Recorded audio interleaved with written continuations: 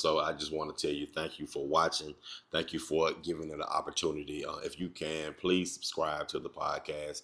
And also, one more thing, if you could tell one more person to check the podcast out, just one more person, I really appreciate y'all. It's challenging, to say the least, to be building a platform, but when you're passionate, when you're on purpose, that makes it smooth. That makes it even better. So thank you for watching. All month these episodes will be surrounding mental health. It'll be surrounding the mental of Black men. So thank you so much for watching, and tune in. Come on, let's get into the episode. Well, what's up, family? This is another episode of Raybridginghumanspodcast. We're back. You get this mic. Oh yeah, y'all listen. I'm sitting amongst family here. Y'all. Today, we have another episode. Today we're gonna hit the years I gave away. But before we get into the episode, I just want to tell y'all thank you again for watching this podcast. If you have not already, please subscribe. Please subscribe to the podcast. Just hit that subscribe button. Also, leave comments on the episode. This is going to be a riveting episode, if you will. So definitely leave comments on the episode and like it, share, subscribe with people that you don't know. Now, this episode is going to, it might hit a little different. We're going to hit a lot of childhood stuff. So you have or have had childhood trauma surrounding different things. This might be a little sensitive episode for you. So Trigger warning.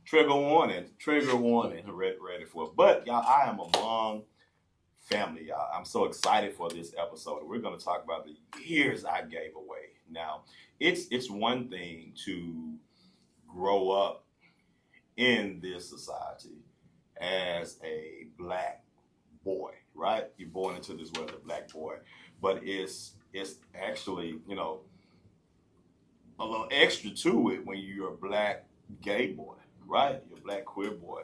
And we have these experiences today, you know what I'm saying? And thinking about this episode, the years I gave away, you know, and we talked a little bit beforehand, but just thinking about that topic alone, you know, this is an episode, it's discussing a lot of what we hid, a lot of what we tucked, a lot of what we thought people wasn't seeing. We thought we was tucking it, right? We thought we was hiding it. That's crazy. Tuck is crazy, right? You're tuck, right?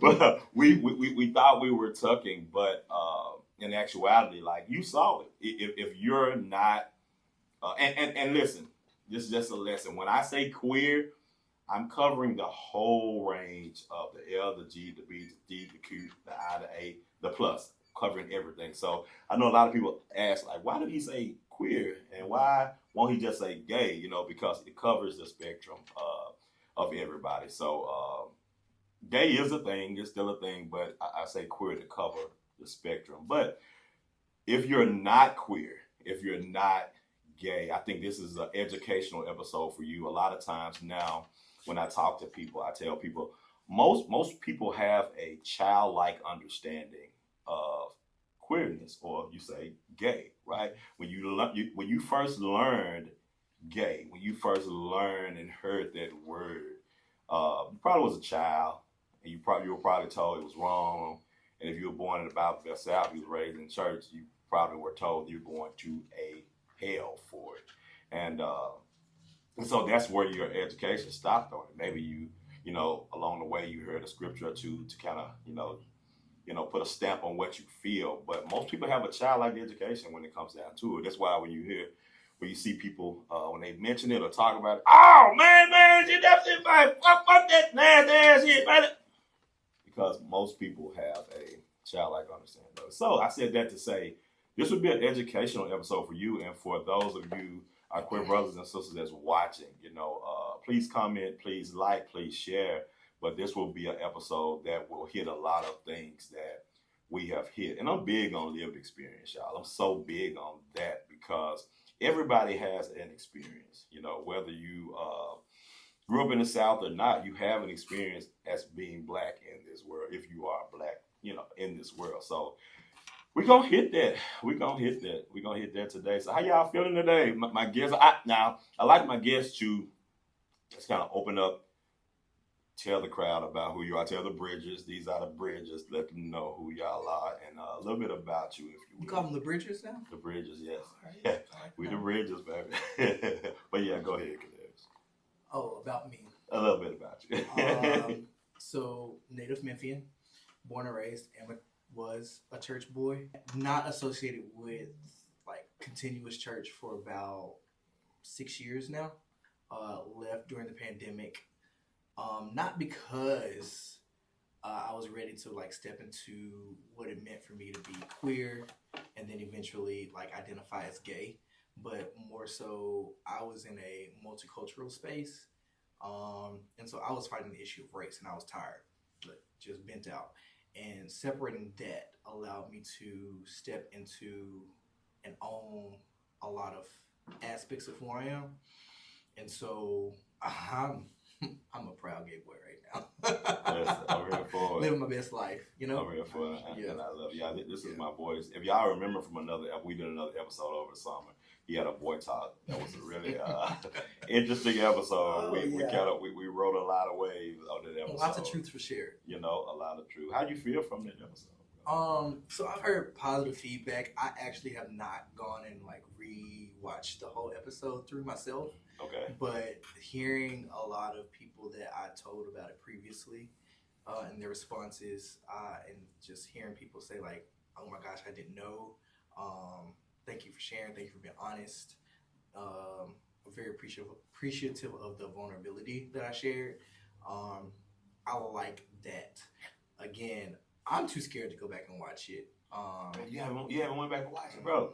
Wow. Okay. Mainly because I don't like to hear my own voice. Gotcha. I got you. But, you know, we'll get there eventually. Okay, cool. Now, what about my friend Jensen over here in the corner? What's up, man? What's up? You good? Yeah. Now, this is Jensen's first time on the podcast, y'all. What's up, man? Not much. I got to tell them a little bit about you, man, if you Well, can. my name is Jensen. I'm from West Memphis, Arkansas. West Memphis. We might be family. Hold on. Well, I left the church scene 2020. I left because I got tired of the looks. You walk in church, people looking at you crazy. So I just got tired of it.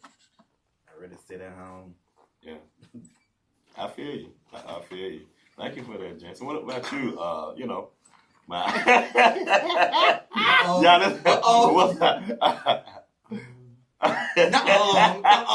Don't switch up now. Oh God. Thank you, Ray, for having me.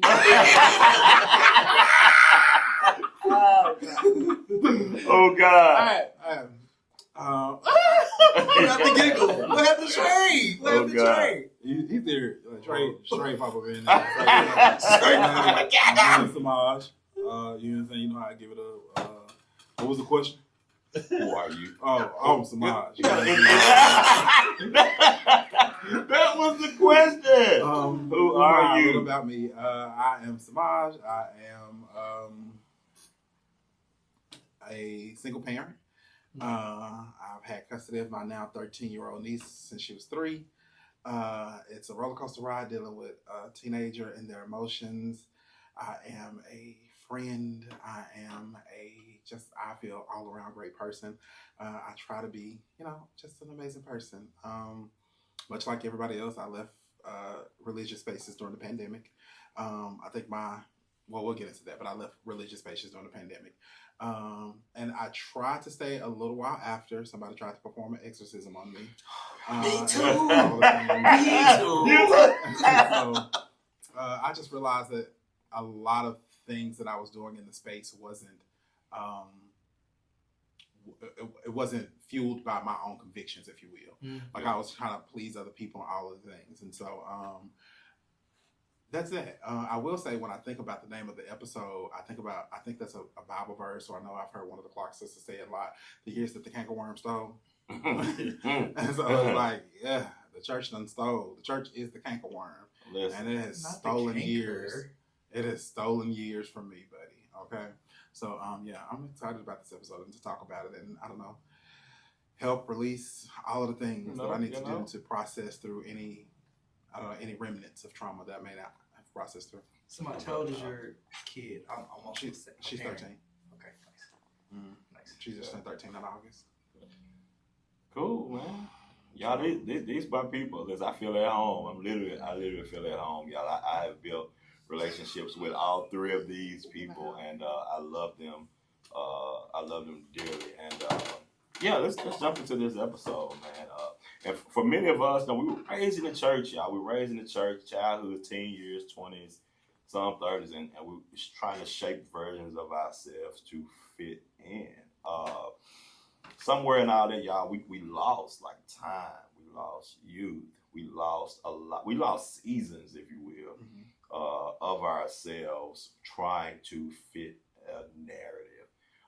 And doing that through the years, we've all talked about this before, but I want to do an episode on it because I want to discuss the parts of us that we tucked away, the parts of us that we missed. And so now, I mean, before we even started the camera, you joked, we were talking about some, you was like, I'm literally 16 years old. I'm literally a teenager now, you know what I'm saying, with certain things. And I think as queer men, we don't really pay attention. Sometimes we don't pay attention to that enough in our dealings with each other, in our dealings with relationships, even in relationships with our families, and relationships with just people, where we are. So it's a lot of healing. It's a lot of healing gonna take place through Raybridginghumanspodcast, and I'm so excited to be here.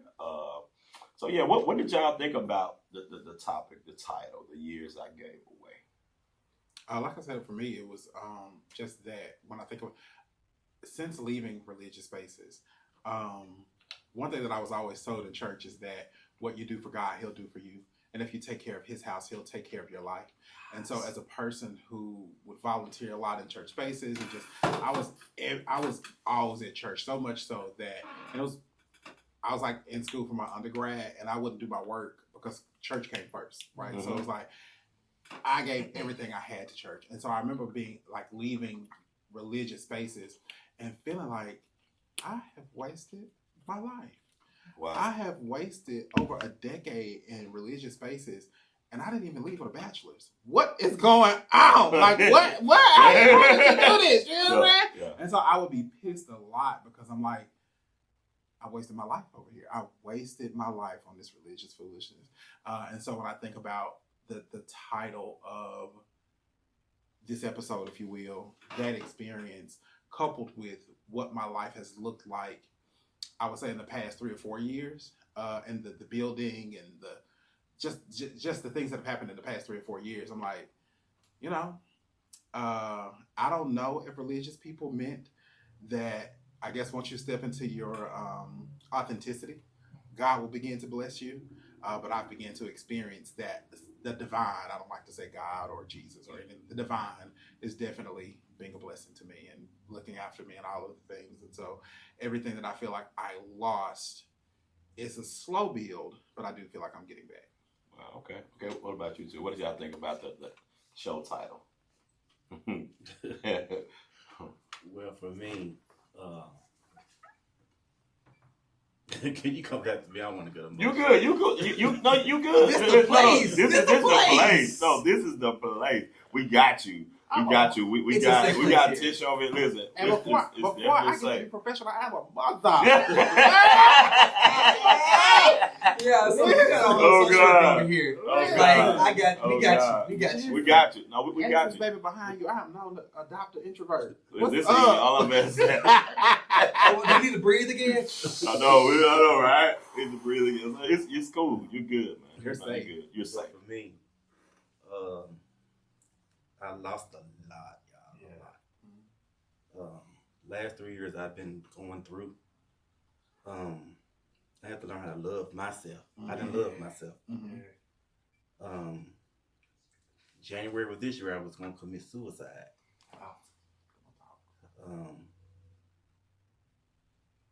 It's okay. No, it's okay. We with you. That's real. We with you. We with you. What did I say? We with you. I just left there a few months ago. I was going around church people. It's like I don't want to get too close to him because he's gay. Some of my family members did the same thing. They'll come hug certain people that see me. They'll keep walking. That stuff hurt. It hurt. Yes. That's okay. You good. Oh, you good. That's all you got right now. You good. If that's all you got, we with you. We with you. You good. We with you. We with you. I would Which- say for me, being in church spaces, You good. I learned how to be or become a chameleon, if you will. And even like as I navigate the world of professionalism, I still so I work for a local nonprofit that teaches young adults how to navigate from where they are to professional spaces. And so the metaphor that I use is still that chameleon. Still be 1000% you, but a chameleon understands that in certain environments, I need to project a certain persona. They adopt the colors around them for safety. And that's kind of how I moved in religious spaces. So I grew up in a missionary Baptist church, and eventually became ordained, was a preacher there. And so like, even today, I can present more trade if I choose to, but I can switch it up like that. And I do from time to time. And so leaving the church gave me the freedom to experience and explore some of the, lack of better words, feminine sides of me that the church suppressed. Because you couldn't be a preacher, you couldn't be an authoritative figure, you couldn't hold a space of leadership in those spaces if you looked, presented, acted a certain way. Adding for me, after leaving that missionary Baptist church for reasons, I went to more multicultural spaces where not only did I have to fit the mold of traditional masculinity, but that added an aspect of whiteness to it as well. My black skin can't do that. And so fighting that narrative in 2016 when Trump was trying to get reelected, we were having real hard conversations of like why a Christian should or should not vote for this individual. And I was like tapped out because I'm like, if you've read anything of Anne Frank, if you've read anything of Nazi Germany, you know what's happening. You hear the rhetoric. Why are we playing this game? Because you want to support somebody because Republicans are physically conservative. They are anti-abortion. BS. And so on that front, I'm fighting race and I'm still navigating internally the fact that I am a queer guy. And if you can't accept the outer layer of me, my skin color, you damn sure can't accept the inner layer of me that I am just learning to accept. Wow. And so I bowed out because we were virtual at that point because of COVID. I was like, there's no reason for me to log on to this space and pretend anymore. I can live my life the way that I want to and kind of redefine. So that was kind of like that launching pad for me. Prior to that, and we can get into this a little bit later, I had some experiences that kind of, kicked me out of that glass box that I was in, glass closet, if you will. Got you. Oh man, and You know what's hilarious to me? What? Hearing your story about being in like multicultural spaces, hearing how you speak, looking how you present, you very much give straight cisgendered white male. Oh, that was shady. Shady Like, if you were stuck in the space and like married a Caucasian lady, it would have been believable. Yeah, What? exactly, and that was the goal. But at the same time, I thank the universe that didn't happen. Because Oh my God, y'all. Hey, okay, yeah. But no, seriously, man. Like Man, so y'all see who I got on the show with me today, right? Y'all see who I have on the show, and I dare not move on before I say, Jensen, man, we honor your lived experience, brother. Man, just we all collectively, the room felt you and where you are. You know what I'm saying? So this is definitely safe. So before we go ahead. Go ahead. I resonate with that. My experience with suicide thoughts was 18, and if you watch that podcast, I kind of alluded to it. But when I came out, when I was 32, 33, my mom said she knew then because of that experience. Wow. And I was like, why didn't we have that conversation then? And so, again, you are in a safe place. That is a very real experience for not only queer men, especially for Black queer men. Because we're not allowed to, you gotta be that nigga to survive. And that nigga is not who we are innately. We are more creative. We are more expressive. And I'm so glad that you're navigating that journey, because it's gonna be much better on the other side, despite what anybody else tells you. Yes. And I always say it's not one size fits all. One size fits all as far as like what the solution is. Last year when Trump ran again, I was riding down the highway and I saw the billboard of Trump, and it was in South Memphis. And I always feel like it's problematic to put a Trump billboard in South Memphis. It's a bit racist to me. That's neither here nor there. But I was riding down the street and I saw that Trump billboard. It hit me at one time, like, oh my God, I'm Black and gay. And immediately I realized I needed to kill myself. I was like, you gotta die. Like, no one loves you. No one cares about you. And so what scared me more than the thought was I got a plan. I had a plan on like how I was gonna kill myself. And so I've been seeing my therapist for a while and all the things. So we talked about it, and I realized what my thing was, like, even after coming out of church spaces, being friends with Ray and Zach and just a number of other people, I wasn't being transparent with them about how I felt about certain things. So I was still, in a sense, hiding with them. Like, I could do all of the things. I could be there for them if they needed me. I'm getting up in the middle of the night. Whatever you need me for, I'm going to do. But I'm not going to give you all of me. I'm not going to be transparent about what it is that I'm feeling, what it is that I'm thinking, and all of the things. And I had to kind of tune out. Like, I can't do too much political things, and church is often political. I often feel in church spaces or religious spaces that they would rather you be dead than gay anyway. So for me, I have to be careful about who and what I'm giving my energy and my time to.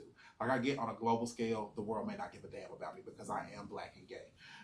But right here, these people care about me. These people love me. And I'm intentional about connecting with and receiving love and giving love to people who can reciprocate that and pour back into me. So I think that it's important, especially me just coming off the heels of like, nah, bitch, you got to get up out of here, girl. You got to write to yourself. You got to go. Just coming off the heels of that. It's important to me that, again, I don't do too much political stuff because it rearranges my nerves. You know what I'm saying? Especially as an extremely empathetic person, but I'm also intentional about, again, tapping back into spaces. I had to call some of my siblings that I still talk to. Hey, y'all, I'm thinking about killing myself. I know that's really random to hear from me, but I need to get it out and say, hey, this is why I'm addressing it, all of the things. But y'all need to know, bitch, I got issues. Okay, I'm not always strong. You know what I'm saying? Like, there are things going on here. So again, to reiterate what everybody said, you ain't good company. You're in great company, man. And Jensen has been my first client Saturday morning for years, like this is my guy. And when you shared that with me this year, Jensen, my heart was like, it's safe, because I was like, dang, like I never knew, and we never know what people go through, you know what I'm saying? So, man, we honor your experience, man. And so if at any point it get too heavy, bro, you tap out. Say, hey, I'm gonna tap. I'm good. I just want to sit.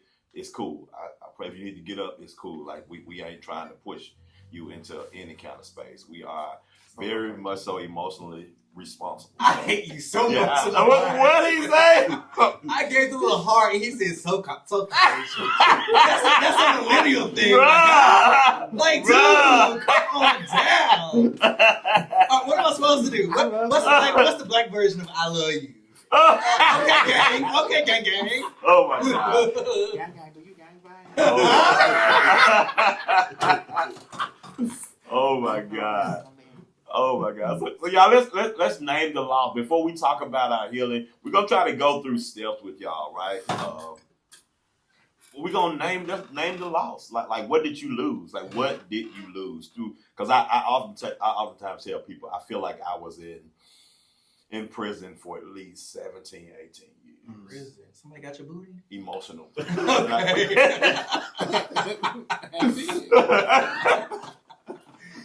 I was in emotional prison for 17, 18 years, and when I realized I was in prison, when I realized when I was out of prison, I realized I was in there all the time, and I got pissed off from that, and so dealing with that resentment and stuff. But what did you lose? What did y'all lose being in the people pleasing for so long, trying to fit in this narrative? What could you say if you can name what you lost? So you mentioned that I mentioned earlier that I feel like I'm experiencing my teenage years as a 36-year-old. Wow. And I think that as I'm processing in real time, I lost the curiosity of that era because I was trying to fit the mold of a straight masculine man for so long. I was seeking validation instead of seeking my identity or who I was.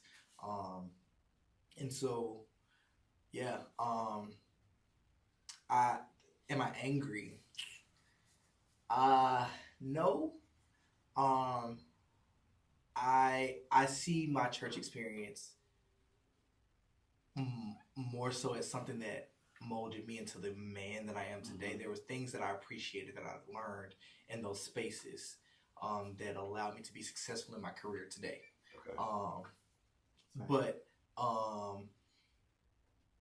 the interpersonal work, the maturity that a lot of straight cisgendered people get to experience in those spaces, I died to.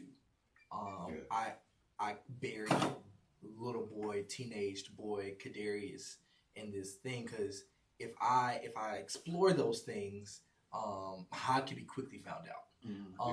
Not to say that I didn't do exploration, but I learned how to move in shadows. Yes.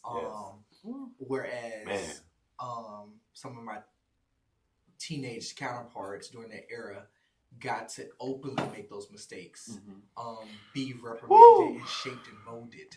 I did not get that. And so I'm having to now, and I'm probably skipping ahead, I'm having to now teach myself as a mature 36-year-old man, having all the social emotional awareness that I have, teach little boy Kadarius that it's okay. It's okay to be, to exist, to take up space, and to love him in a way that I wished that people around me could see and love on me. And so it's what I gave up. I gave up the fuck ups. Because I had to be perfect. Because to not be perfect meant to be found out. Wow. Woo! What did y'all give up? What did you lose? What did you lose? It's hard for me to differentiate I've always been this outspoken person, and so I guess for the sake of the episode, it's important for me to mention that when I was in church spaces, I wasn't quiet about my queerness. Come on. So I would be I was the poster kid for deliverance. He was so delivered. Me and him met when he was like the poster kid. Baby, then I have a girlfriend. Oh my God. She came in her trouble. But go ahead. I'm sorry. Okay. But anyway, so I can't because I also had an extremely traumatic childhood that had nothing to do with church. What I don't necessarily feel like, the only thing I feel like I lost, if you will, just for the sake of the question, is professional development. Like they did some really great things for me. I feel like I am as successful as I am because somebody in that church gave me an opportunity that I wouldn't have had I not met that person professionally. That person, had I not met them in church, they gave me a professional opportunity outside of church to kind of put me on a certain path and get certain jobs and just certain things like that. So I'm grateful for that. But I just think that it's for me, years. I was never quiet about, again, my queerness. So I would always challenge them on, like I was really good friends with people in leadership in the church. And so when they would talk about their crushes or actors or actresses that they liked when they were little, I was like, well, y'all know I was gay, so what's the deal? You know what I'm saying? Like, oh my God, like I signed the NDA. And I was like, oh, you can't talk about Not you in these NDAs, child. I'm ready. Okay. They would tell me that I can't talk about my experiences. Oh, you can't talk about that because now you're what's the word they say? Not honoring, but you're idolizing your queerness if you talk about those old experiences. So I was like, I used to always feel like, damn, I gotta forget every experience I had as a kid because they all were gay. I have to forget every experience I had as a kid, and at the time, I was like, I don't know what that's doing to me. You know what I'm saying? I don't know.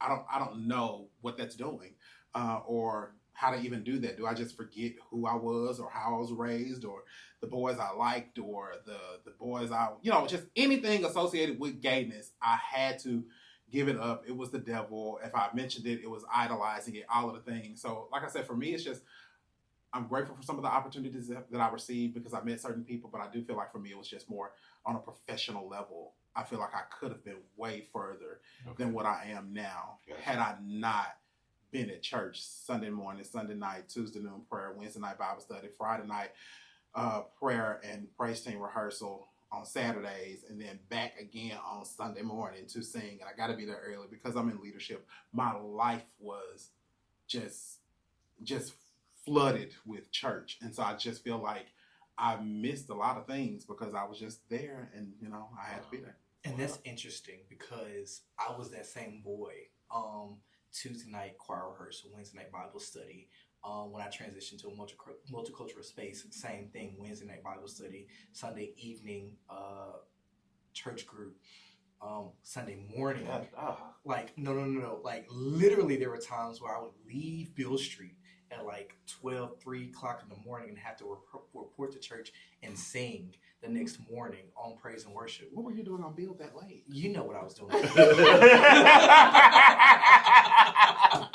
You know what I was doing on Bill. And it was funny because there were times where I would see some church members on Bill 2 and we would lock eyes and then go in completely different directions, but then see each other Sunday morning and dap up like nothing had happened. Wow. But long story short, it was because I was so dedicated that I got my first opportunity in my professional job that led me to the career that I'm on today. And so like my sacrifices and my queerness led me to be professionally successful. And so like when I think about what I gave up a lot of personal aspects of who I am. Yes. Gaining I see that. professional aspects. Wow. What about you, Jess? What did you lose, man? I lost the ability to know how to love people right. Oh man, you gonna have me cry. Come on, tears. Because I don't get too close to people. When I get too close, I back. Even now? Because, now I got my dude at home. I don't love him like I was supposed to. Come on, honesty. Then he crazy about me, but I don't love him like I was supposed to. It's great though that you have that person that's willing to be patient with you and show you unconditional love, even in that struggle. I think my question to you is, and this ain't my show, girl. You got My question to you is, what is your definition of I don't love him well? Yeah, that's a good question. Do you love him the way he wants to be loved, or are you saying you don't love him the way you think he should be loved? Like, I don't love him the way I think he should be loved. what is he verbalizing to you? What is he saying to you? Does he like the way you love him? Yeah, he crazy about me. So you're saying you can't So to give? I back from him, and I shouldn't do that. Yeah, so you're saying you have more. You feel like you have more. So the story you're telling Jensen is I have more to give, but I know I'm not giving it. Yeah. Okay. I do say that I also resonate with, especially when you're a chameleon like that in religious spaces, or not. And I don't want to. I ain't do it well. This ain't my episode. Okay, I mean this ain't my show. But I don't. To me, it's not just religious spaces. No, it's In not. No, it's not. It's life because too. of how we're loved as Black gay boys, we learn quick that I gotta feel the emotions in the room, and I gotta we take care of the room, literally. That in order to ensure I'm safe, I have to take care of the room. I have to be able to read the room, and so all of the things. So I hear what you're saying, but I don't think you're alone in that. Like just a couple of months ago, it was me saying, "Damn, I've been friends with Raymond for how many years, and I call him one of my closest friends, and I'm not even honest with him about having suicidal thoughts. I'm not honest with him about my best friend of over 20 years. I wasn't honest with her about I need more. You know what I'm saying? You're not meeting me halfway, even in friendship. What are we doing? So I think that even for me, you're not alone and I know we keep telling you that, but shit, we all learn how to love here. I mean, You're fine. we all learn. Yeah. When we think about our boyhood, and to your point, whether it's organized religion or is it just culture, like we're sitting right now in a Black barbershop, you know what I'm saying?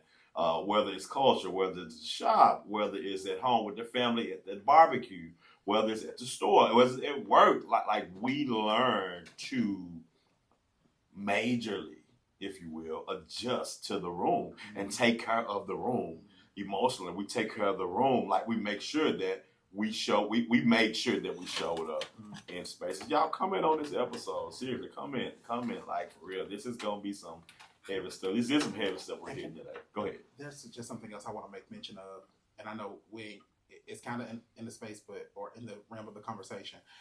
He went to one church and he had a crazy experience.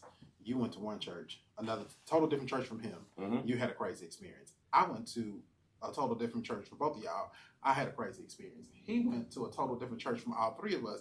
He had a crazy experience. So I feel like when people are talking about church hurt and they encourage you, and I hate to use the term church hurt because sometimes people dumb that down to, you couldn't sing in the choir, so now you're mad. No, people, like, there is emotional turmoil. Like, you want to do what you want to do. And the space is going crazy. It's crazy for you to expect me to say, okay, I had a bad experience at this church. Let me go try that one. These people over here kind of crazy too. Let me try that one. These people over here kind of crazy. Let me try that one. It's not just these one-off situations. To me, on a foundational level, or the bones of how church or organized religion is ran, it's problematic, and it's hurting millions of people. And you can't keep telling me, go try this church, baby. Go try that church. Babe, I'm tired, okay? I'm tired of all the churches. Okay? I don't want to be there anymore. I'll let y'all have it. I feel like they have enough. Church has ministers and evangelists and all of the preachers and the choir director. And they have all of the things they need to ensure that when you in that space, they cultivate this experience that you need while you're there. I feel like in unchurched queer spaces, we don't have enough representation to say, well, hey, where are the ministers in these unchurched, for the sake of the conversation, where are the ministers in these unchurched spaces? Where are the evangelists there? Who's going to help this baby come out of what he's going to let him know, no, there's nothing wrong with you? Who's going to talk to you and say, hey, there's nothing wrong with you? Who's going to do that? We don't have enough people in those spaces. Yeah. So I'm comfortable at this point knowing that, especially coming up, I always knew that there was some type of, for the sake of, I guess the terminology, God was calling me to something, right? And so it wasn't until the pandemic that I personally realized He calling me to the punks. You get what I'm saying? Like, that's where He's calling me to. Church has what they need. Y'all gonna run y'all show. Y'all gonna do all of the things. But there are people in Q plus spaces that don't even understand, baby. You ain't alone, girl. Samaj, what you're talking about, like the church exists to save the church. Mm-hmm. They're not trying to reach the unchurched. They say they are. In word, But indeed. but In indeed, theory. they're not doing anything. And I realized that as I was navigating. You said I went to one church. I churched hop. Emphasis on hop. Like I was an active member in multiple churches, and in each one of those spaces, I immediately recognized that my queerness was not welcomed. Mm-hmm. And so like I took care of everybody that was around me, in multiple facets, making sure that if they're okay, I'm okay. Yeah. Because yeah. if they're okay, they're not asking too many questions about Yeah. who I am. Yes. Mm-hmm. Even though I want to share the vulnerabilities about me. I want to share the struggles that I'm navigating. This isn't the place that I Mm-hmm. feel safe enough to do that. Mm-hmm. Church exists for cisgender straight people. Church in the South exists for straight gendered straight people. Like that's I believe it. No, it works that's- perfectly. And, that's what it the is. only person that is Even the allowed closeted. to show a little bit of femininity is the church choir director. Because they know he go. she, they Yeah. serve a purpose Mm-hmm. to To entertain. entertain. Right. And Not the court gesture. yes, exactly. Yeah, yeah. No court gesture, Yes, you're allowed to be feminine Mhm. because if you're able to move the crowd, Mm-hmm. Mm-hmm. the money's gonna come. Man. But for me, who I aspired to be a church director, but I wasn't going to. I'm still trying to be straight at the same time. Like I can't do that. Mm-hmm. I don't want to do that. Mm-hmm. And so like, where do I fit in? The punks. Mhm. Like when I think about Ballroom, Mm-hmm. one of my favorite movies or shows is, damn it, I always Pose. forget this. Pose. Baby, I Yes. cried to this day like I. That was my first That's introduction my to like Wow. what Ballroom was. Wow. Mhm. But seeing the different facets of what queerness could look like, That was a the show. representation that was there, the black representation that was there, I was like, oh Pose was. God. Yeah, Like that was it. everybody can. When I saw a masked guy get down there and twirl to the floor and get up, and then the athleticism that was there, I was like, man, where is this? Like, where is this ministry, like home. to use terminology? Where is this ministry in everyday life? Mm-hmm. We have suppressed that because you can't do that. You can't do that. Mhm. Like, yeah.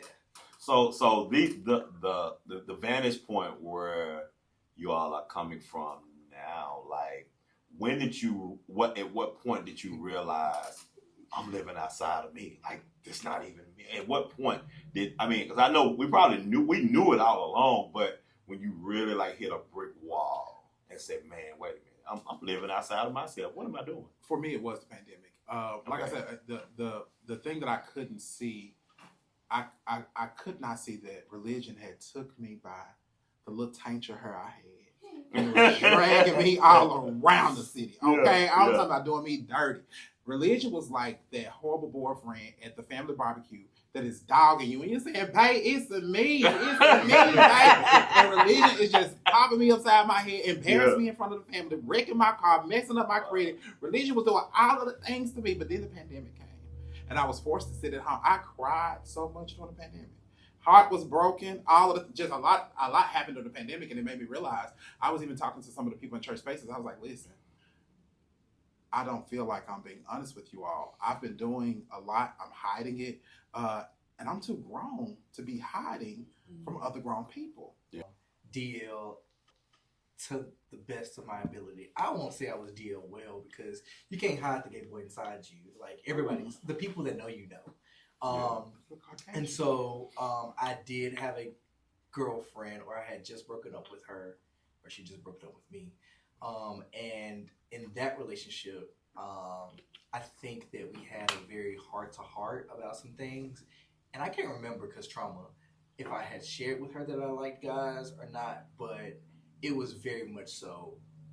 If it was a secret, it was a very much so on, like, not so much a secret. Like, she knew, but she didn't want to know. Was she Caucasian? No. You're funny. I'm just asking. No. Funny to unpopular belief, I exclusively dated black girls. Yeah. What about you, Jensen? COVID. COVID did a lot. Right, man. COVID did a lot. It took some lives and it saved some lives. Yeah. So what happened during COVID that you realized, like, man, like, I'm not being me? Like, this ain't even me. I just felt free from staying at home. I had got used to staying at home, Mhm. and I had got my own relationship with God. So Yeah, that did a lot. That COVID changed more than what we really give her credit for. Mhm. Like, she changed a lot. She changed a lot, and you know, right, Corona Lisa. right, and I can't deal with you, man. hearing all of you now, just even in hindsight, the people that's watching, that if you have not, our brothers and sisters, if you hadn't made it to this point yet, I understand that it's a journey, and so we're not saying what we're saying to rush anybody to a point. Mm-hmm. Nevertheless, understand that this is something you have to do on your own, and get. When I say on your own, you need to do it with help of a therapist, with help of a coach, with help of trusted community. But it's definitely something that has to be done. And for the ones who's watching that's not in community, like, I know you know somebody that is gay, that is queer, and Especially if they're watching your podcast. especially you watching my podcast. You watching my podcast, yeah, you know what I'm saying? So I think it is so vital to kind of watch us walk through these moments. Now, I kind of want to go to... Right, before you get to that, though, I want to say that I'm glad you said that, because there were people that when I was sharing my truth that told me that if I make this step, I'm going to be more depressed than I already am. And I was like, no, y'all don't understand. They Like, don't get it. I literally want to kill myself. Mhm. Like, I would rather be dead than Yeah. experience life not feeling fully loved Mhm. by the person that I want to be loved by. Yeah. And I know that sounds dramatic, or to the They don't get it. to a straight person, Mhm. but like, straight people have the opportunity to like fumble in these church spaces, learn how Yeah. to love.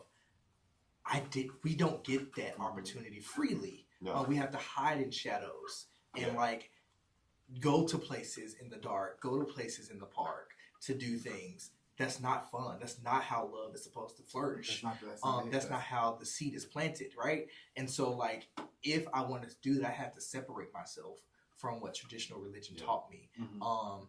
to live my truth. And I'm happier now. Like, do I have some days? Absolutely, because niggas ain't gonna be shit regardless if they get you straight. Mhm. But at the same time, like, I know who I am. I'm comfortable Mhm. with who I am. I'm able to move forward in that, knowing that if love is in the cards, it's gonna get there. I'm gonna find it eventually. And you said an interesting piece, Kadarius, because in religious spaces, you're either the light switch on or the light switch off. Yes. You know what I'm saying? Yeah. So you're either gay or you're not, and so that's how they see it. Yeah. Space is never made for, like, if The you spectrum.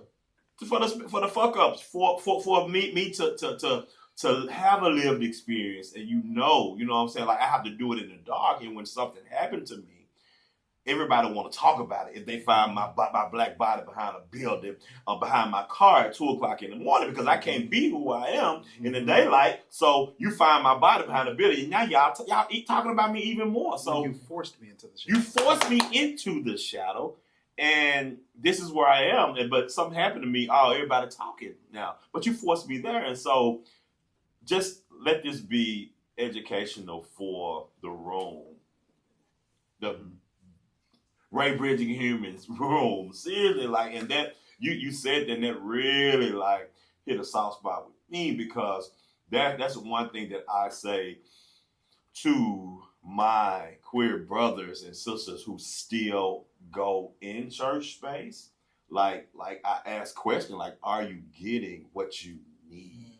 Like, how much of you? And I ask like a percentage, like with a percentage, like how much of you do you think is cared for in those spaces? Most time they say, oh man, 40%, maybe 50%, but it's never much over that. But like, you're a whole human.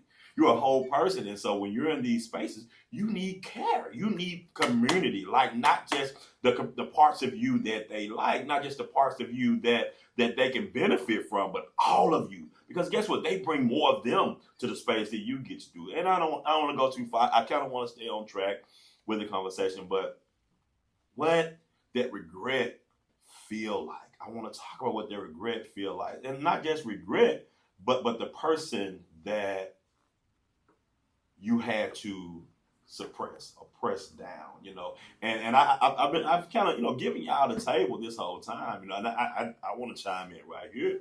You know, it made me, and I've always been a serious person, you know, so y'all know me, you know, but I think that on this journey, like, it made me so much more serious because I knew I had convinced myself in my head, if I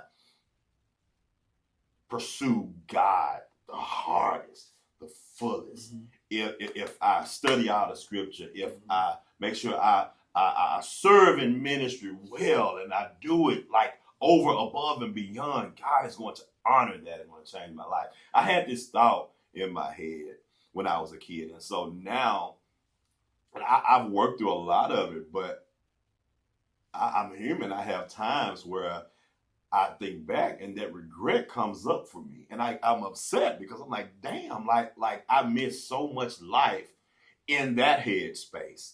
You know, and I oftentimes think about, man, how much further could I have been if I would have just accepted who I was, which is a gay man, you know what I'm saying? But nevertheless, what you regretted, if any, and how did you begin to reclaim those parts?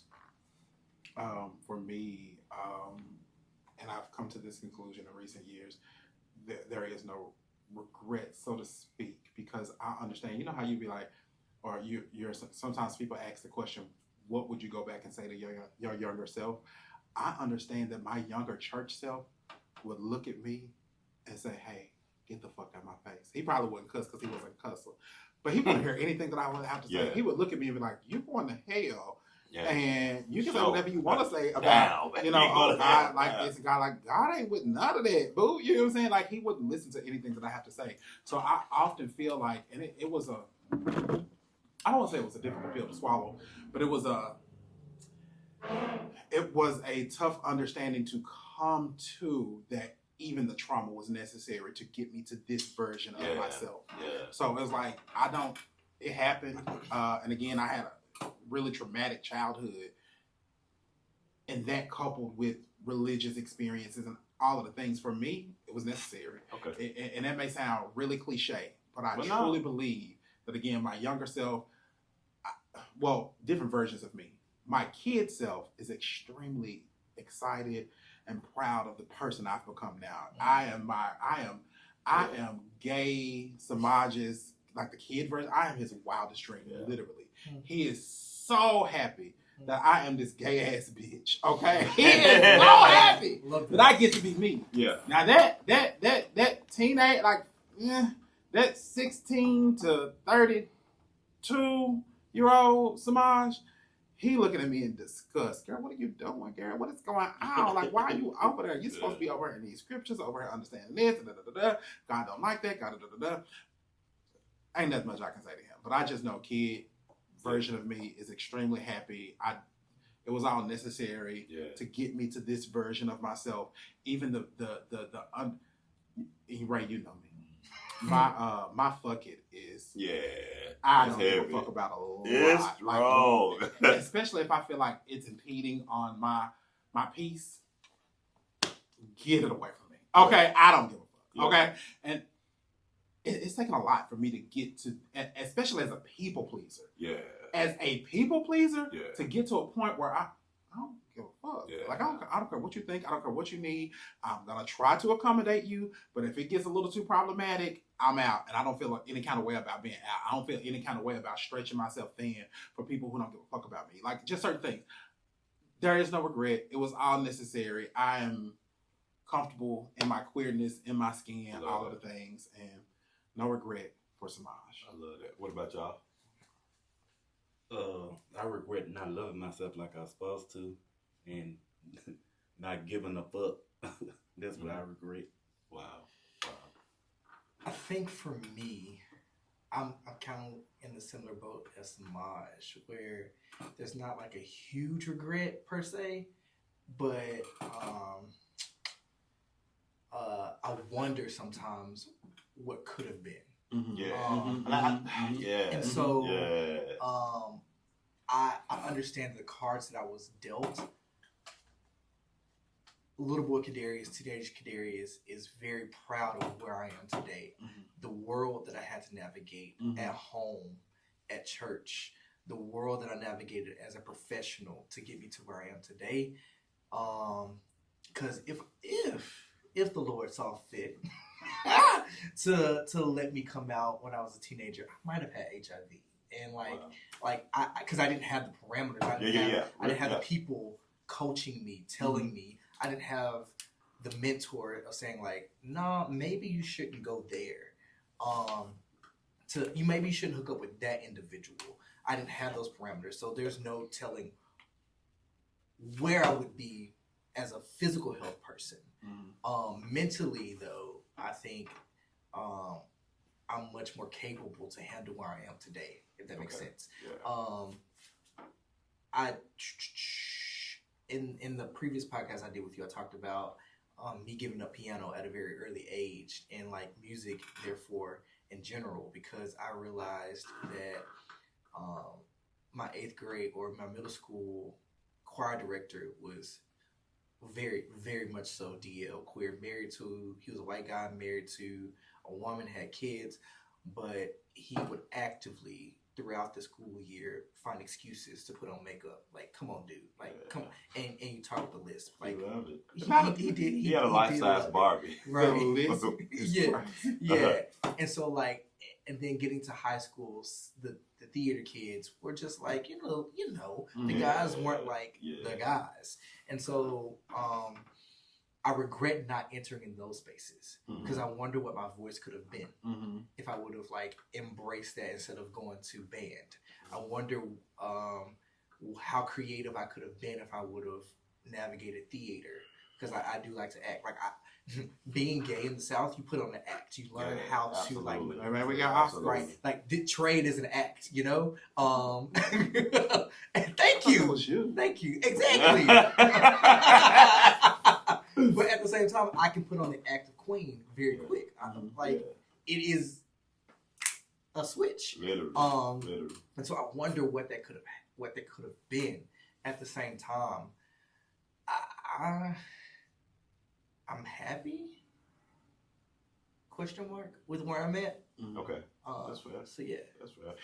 And with you saying what you just said, man, a lot of mine is just that. Like I wonder, like because I know, to your point too, Samaj, like my experiences have made me the man that I am, and I wouldn't take it back. Nevertheless, like sometimes I get mad because I'm 43 years of age, and just now like embracing the idea of wanting a child. I'm almost out of childbearing age for me. You know what I'm saying? I'm an old man. You're gonna bear a child. I'm 43. You know what I'm saying? And so I get frustrated. Like, what if I would have got here sooner? What if Now I will say, I fully wholeheartedly believe at the church. My plan was to be like the first male video vixen. And I know that's crazy, right? But Superhead is my hero, okay? Superhead is my hero. I remember reading her book and I was like, oh my God. Me too, girl. Me too. So I did want to be like the first male video vixen. Oh my God. So a lot of it seems like if religion had to do what it did, I would have been like the first Saucy Santana. Oh, you would have been. It would have been out of me, his show, girl. baby. It would have been me. I'm gagged. So I do feel like a lot of my and I say this, I'm not one of those girls who believe that I'm just this masculine person, but I do believe that most of the femininity was beaten out of me by my community, and that's not just a religious thing. That was church. That was family. Like a lot of that femininity was beaten out of me. So I do believe, kind of like to y'all point, if I had have been if I had have been loved well as a gay kid or Q plus kid, whatever, because sometimes I see trans men and I'll be like, I don't know. I might be saying,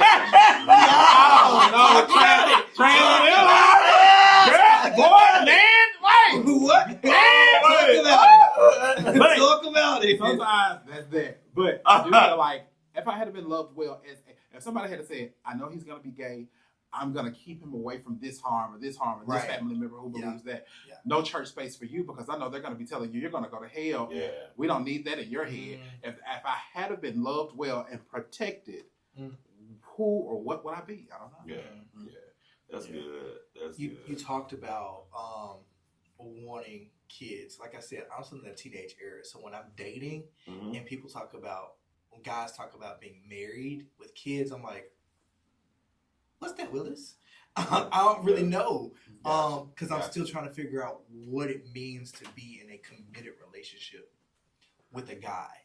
I'm still trying to figure out what it means to like raise kids with another full-grown man. Yeah. Like that seems completely foreign to me. And so we talk about the years lost by the locust, whatever that you know. I feel like that those are years lost that I'm having to catch up on, trying to figure out marriage, kids, relationship. Do I want these things, or do I want to be single? Or do I want these things? Do I want to be married, no kids, and travel the world? Like I don't know. I don't know, because I'm just now figuring out what it means to fall in love with a guy. Wow. That's real. Same. Man, y'all give me like 2 or 3 episodes with these conversations. I love it. I love it, y'all. We gonna keep it going. We're gonna keep it going. This is so healing.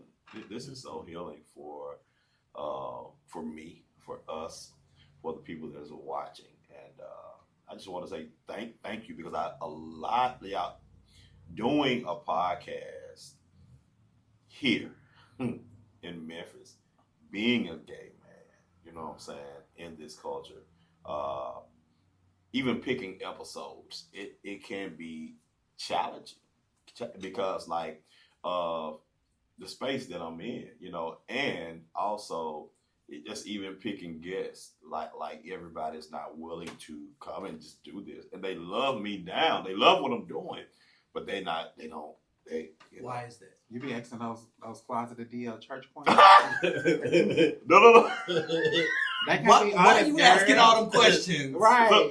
Right. No. Statements of food. So cis heterosexual men too with episodes, like they don't want to say they don't want to say a lot, you know, because we live in this place that's so fucking burned down with people pleasing and glass closets for both communities, if you will. You know what I'm saying? Like people they're scared to show their real selves around here. You know what I'm saying? It's like, no, I gotta show my representative at all times. Like, I'm gonna lose my job, I'm gonna lose my position in church, I'm gonna lose my position at work, like in my family, like I'm gonna lose my position if I'm honest. So Right, we're asking the church to have conversations about queerness, queer sexuality, when they don't want to even talk about straight sexuality. right. So if we're not having those conversations, You eating it up. straight sexuality looks like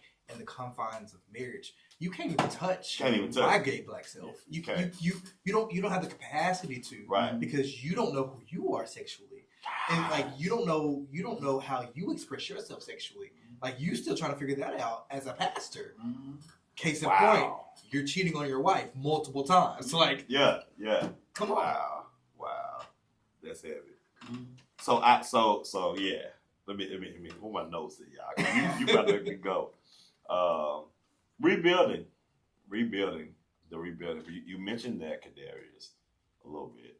Actually, a lot. You've mentioned you just where you are as far as rebuilding your life. Identity, emotional literacy, joy, like rebuilding who we are without shame. And I want to land the plane on this question. But what? And I didn't even show it. I didn't put this question in. But what boundaries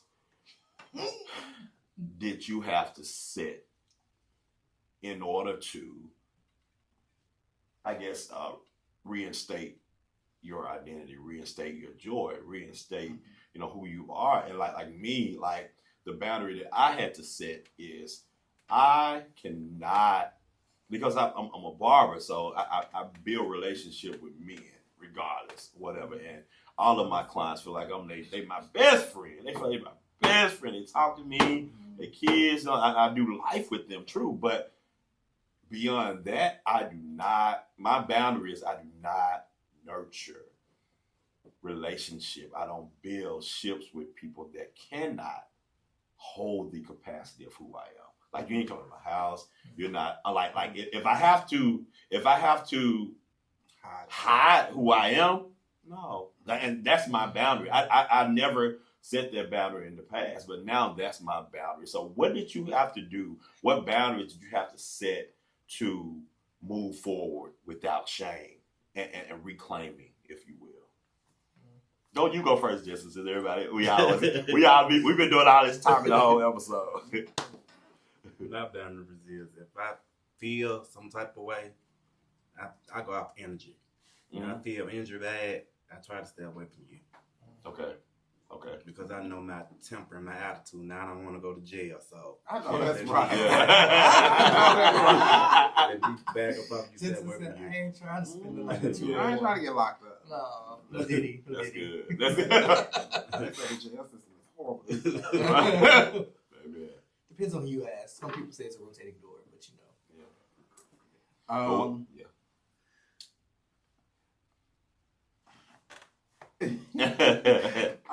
just really random. But there's I was gonna go to the difference between discreet and DL, but we'll leave that alone. But boundary for me, I am full of boundaries. With church people that I was really close to, I've had to tell a lot of them. We used to go to the movies, we would hang out, we would go out to eat, we would do life together. And as soon as I said I was done with religious spaces, the only thing I get from you is an invite to church. Stop sending it to me. Stop inviting me to your church. If you're not also going to invite me to the movies, out to bowl, out to do any of the things that we used to do together, you saying that you now sending me an invite to church only is an indication that you believe there's something wrong with me. And I have to fix this thing in order for us to be back in close relationship with each other.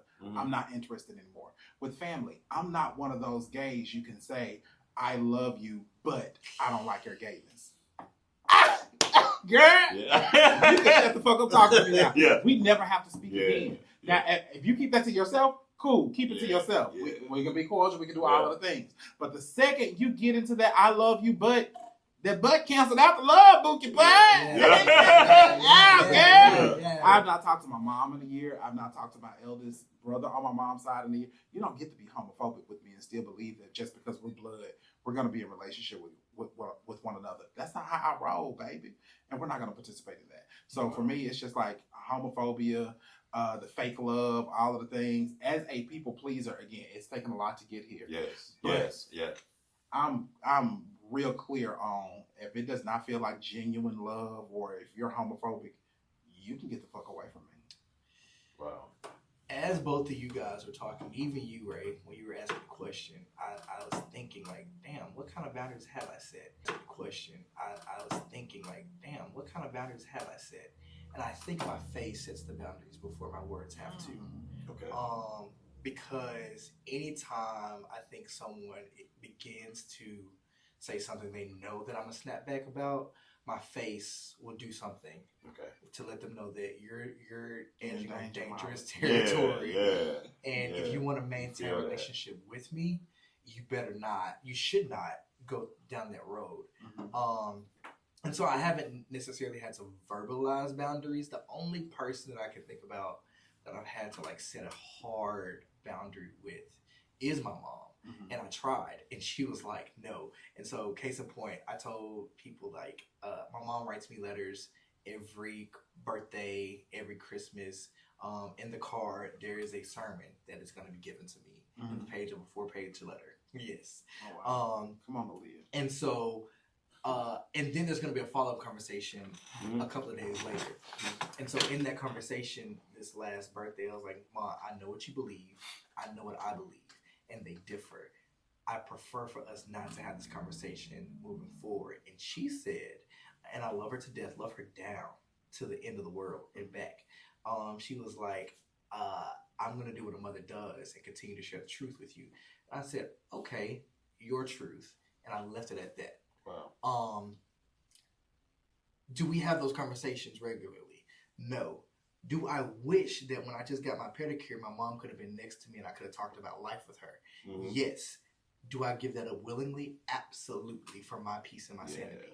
Yeah. This is a space that I feel safe. I don't need no judgment. Yeah. I don't need you second guessing my choices of getting nail color. I don't need none of that.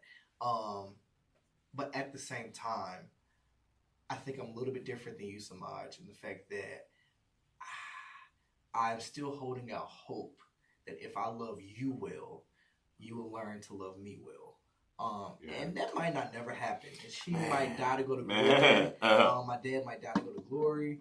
But I know that I've done my due diligence in making sure that you understand what actual Jesus love looks like, no matter what, if we agree or disagree. Jesus did not agree with everybody he came in contact with. But yet he, to my understanding, yes, I went to seminary. To my understanding, he didn't only tolerate, but he saw the essence of a person and spoke to that essence. And maybe this is my religious trauma talking.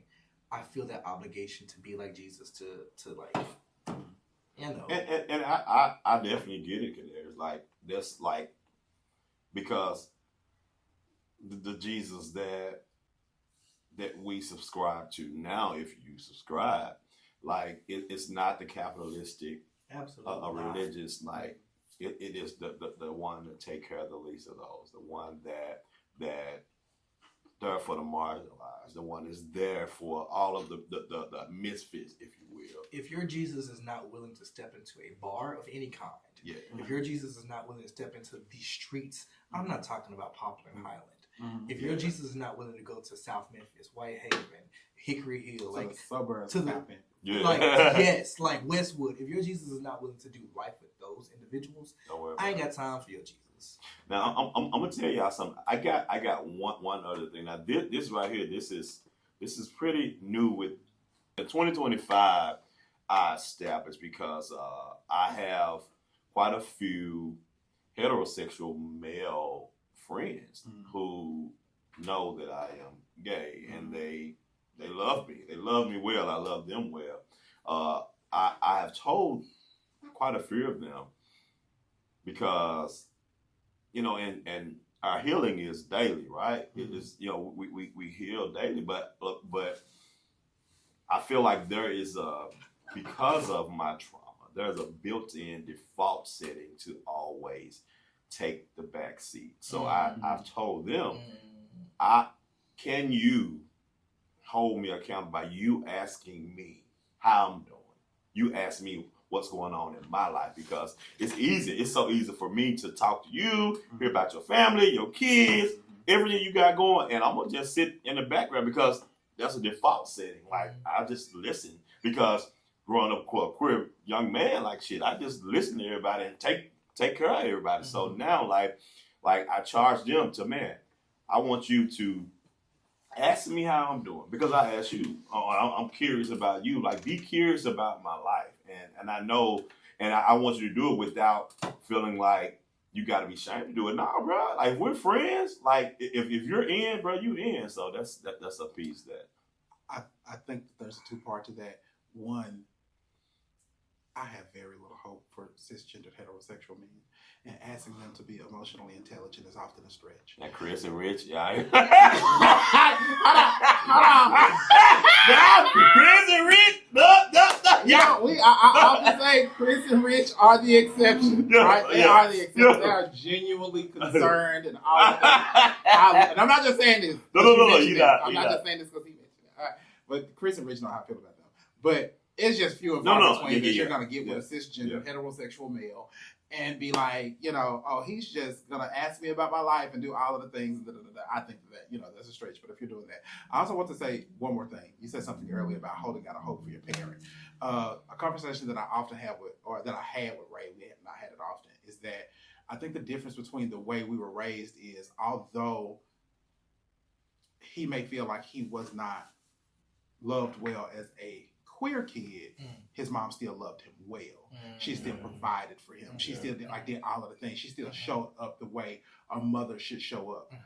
Not my family dynamic. Okay, understood. So with my family dynamic, it's just like in the past year or year and a half, I've sat with the fact that a part of my thing is the state took me from my mom and all of that kind of stuff, and she never came back for us. And so I understand what crack does to a person. Being a drug addict, I understand that. I've spent most of my life defending her, saying, "Hey, I understand. I get it." And then I just realized I've never sat with the fact that you are a horrible mother.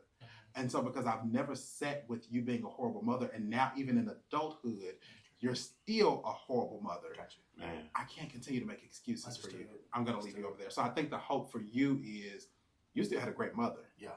Me, on the other hand, I got you. She was trash. I got you. And she continues to be trash. I got you. You can go back in the back of the building and see a trash can, and you will see a picture of my mom. And I since we're on the conversation of mothers, my mother is dealing with a grave illness right now, and I think that this year has taught both of us, we've had moments where nothing else mattered but the love we had for each other. Nothing. I don't give a damn what, in any tangible thing we could have that we didn't agree with each other on, anything in this world that money could bring or have, nothing else mattered at the end of the day but the love we have for one another. You know what I'm saying? Even now, in the condition she's in now, my mom barely can move her limbs. You know what I'm saying? Literally, the love that we have for one another is so strong, and that's what I connect to. That's what she connects to, and I think we needed this moment.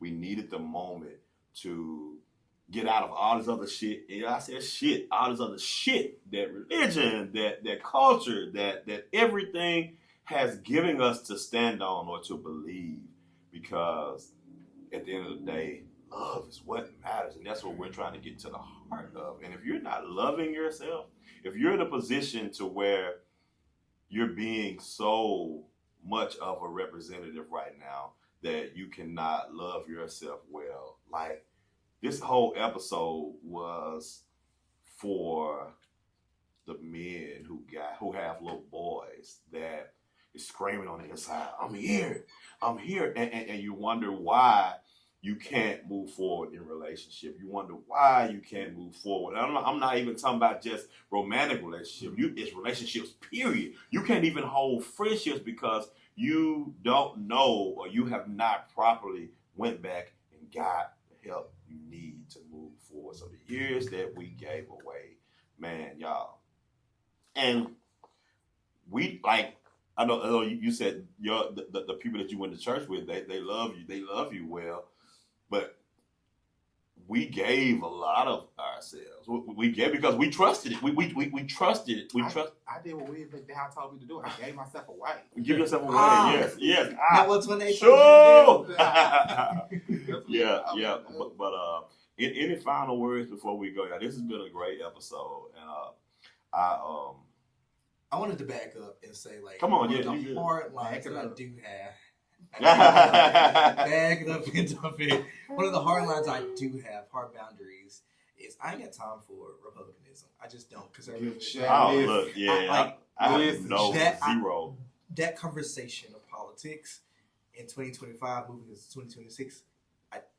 What are we talking about? What are we talking literally, about? You don't recognize my humanity on the surface level. On the surface level. Beyond that, you don't even think I deserve to eat. What are we talking about? And it's for me, it is just with that conversation, I'm gonna hit it, I'm gonna move. It's the black people who don't realize. Oh, He talking about you too, girl. he coming for you too. He's We coming next. and he's came. We okay? next. Yeah. What are you talking about? And then even to use the conversation about transgenders and restrooms and all of that. When has a man ever needed a wig to rape a woman? When has they ever needed that? That's not been a thing. We Man on stand there the and subway it's seeing folks getting raped. You understand me? Yeah. A cisgendered Caucasian male raped a woman and left her behind a dumpster. And he got a slap on the wrist. They don't need a wig to do it, Bookie, but they're fooling you by saying this transgender stuff, but we ain't gonna do it. So I'm gonna leave it alone, yeah. This your podcast. This ain't about this ain't the episode. Okay? Listen, thanks to all of my guests for coming on today. I love all of you individually as well as collectively, and you will be seeing them again. I want you to know that. Jason, I kind of want to the last 2 minutes. We got about 2 minutes, man. If you like, I just want you to, cause you really like you are pulling my heartstrings even more today. Like, I really give you if you want to say anything in this moment, like how you feel now we got through the episode. Like what are you thinking? How do you feel? Like what was the experience for you?